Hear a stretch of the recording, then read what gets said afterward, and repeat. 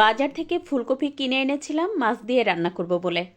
তখন আমার helping hand খালা বলতেছিল, খালা ফুলকপির ড্যাঙ্গা কি করবেন? আমি বললাম, খালা যে কয়টা রাখা যায় সে কয়টা রাখবো, বাদ বাকি ফেলে দিব। তখন খালা বলল, না, ফুলকপির ড্যাঙ্গা দিয়ে যা মজার একটা ভর্তা করা যায়, আপনি একবার এইরকম বানাই খাইলে আর কখনোই ফুলকপির ড্যাঙ্গা ফালাইয়া দিবেন না।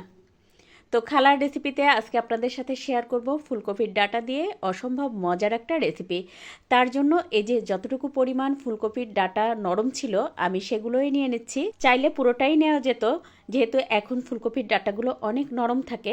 তো আমার মনে হলো প্রথম প্রথম করব, তো দেখি কেমন হয় খেতে। তো দেখতেই পাচ্ছেন আমি কিন্তু ফুলকপির ডাঁটাগুলো পাতাসহ ছোট ছোট করে কেটে নিচ্ছি।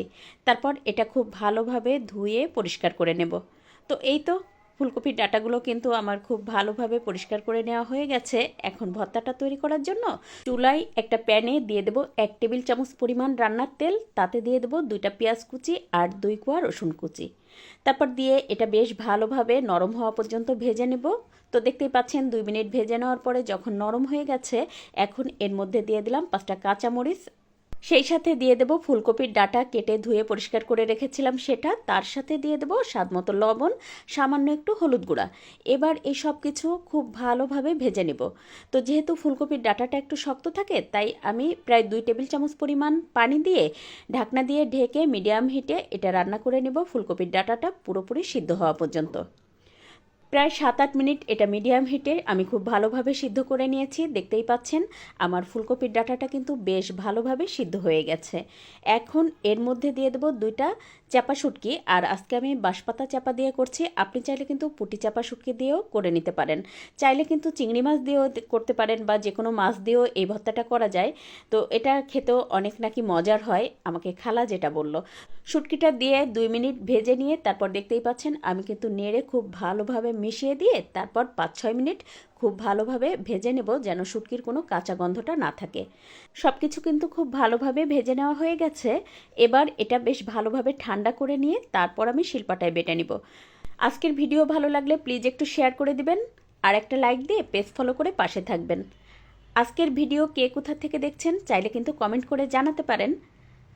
আর এই ভর্তাটা তৈরি করার পরে সত্যি আমার কাছে মনে হচ্ছিল এতদিন কেন আমি ফুলকপির ডাঁটা এভাবে ভর্তা করে খাইনি, এত মজার হয়।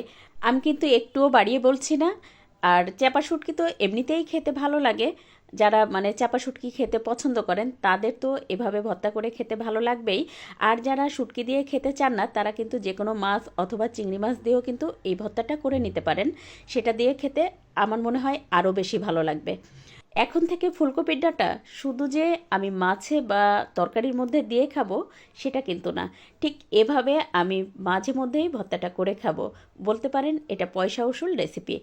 এত টেস্টি হয় আর এত মজার একটা রেসিপি। আসলেই আমাদের শেখার কোনো শেষ নাই, সবার থেকেই আমরা সবাই শিখতে পারি। আর এটা দিয়ে যে এত মজার ভর্তা তৈরি করা যায় এটা তো আমি আগে কখনোই জানতাম না। আপনারাও কিন্তু ফুলকপির ডাঁটা ফেলে না দিয়ে এভাবে ভর্তা করে খেতে পারেন। আশা করি আপনাদেরও অনেক বেশি ভালো লাগবে। আজ এ পর্যন্ত, কাল আবার নতুন কোনো ভিডিও নিয়ে দেখা হবে ইনশাল্লাহ। সে পর্যন্ত সবাই সুস্থ থাকবেন, ভালো থাকবেন। আল্লাহ হাফেজ।